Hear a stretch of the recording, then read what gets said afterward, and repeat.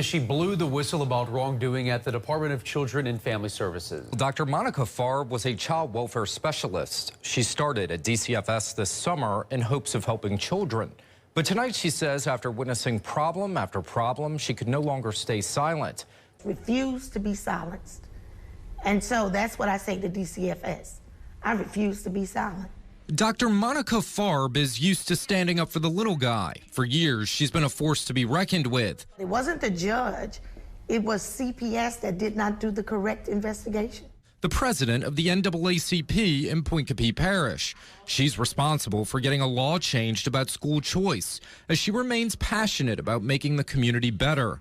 It's why she says she accepted a job this summer at DCFS. In that short time, she says she witnessed nightmare after nightmare. I'm also putting all of this in facts. And when she put what she witnessed to paper, she was let go. Children are dying. Children are dying.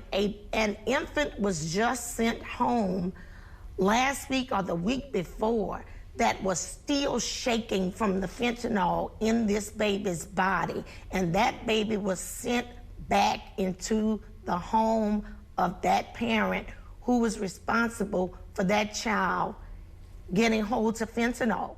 A shocking claim by Fabre, who worked at the DCFS office off of South Arden Wood in Baton Rouge. Shocking because DCFS recently had children die in their care who were exposed to fentanyl. Last year, Marquita Walters, the head of the agency, resigned after months of scrutiny over a series of missteps at the agency. Last summer, 2-year-old Mitchell Robinson overdosed on fentanyl. DCFS failed to act despite 3 separate complaints. Then months later, 1-year-old Jaree Paul died of a fentanyl overdose on Halloween. That controversy led to a complete change at the top of DCFS. Do you have confidence in Marquita Walters? Yeah, as soon as I have more on that, I'll tell you. Marquita Walters was out after Governor John Bel Edwards could not tell WBRZ that he still had confidence in her leadership. So just because you change the guard, if you don't change your intent, you're not doing anything.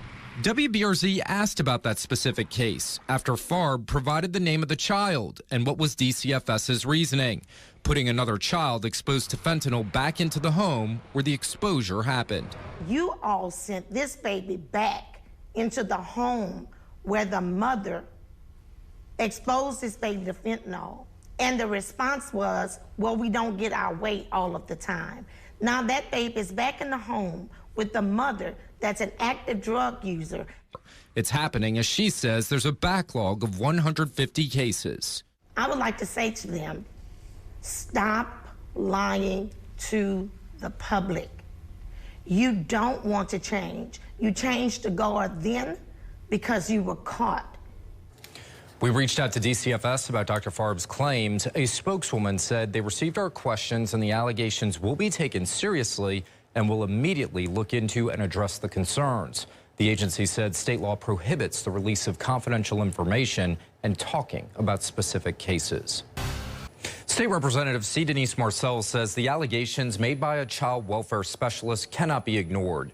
Tonight, she is asking for the secretary of the agency to respond, as she also is trying to get a committee to meet on the issue. Well, I did reach out to the secretary. State Representative C. Denise Marcel is alarmed at allegations made this week by a Department of Children and Family Services employee. I'm concerned about all of her allegations, but mostly about the children with the fentanyl and the cases and the mismanagement of those cases.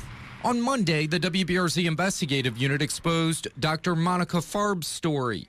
Fabre, a child welfare specialist, worked out of the South Arden Wood office in Baton Rouge and says she witnessed things that were unsettling.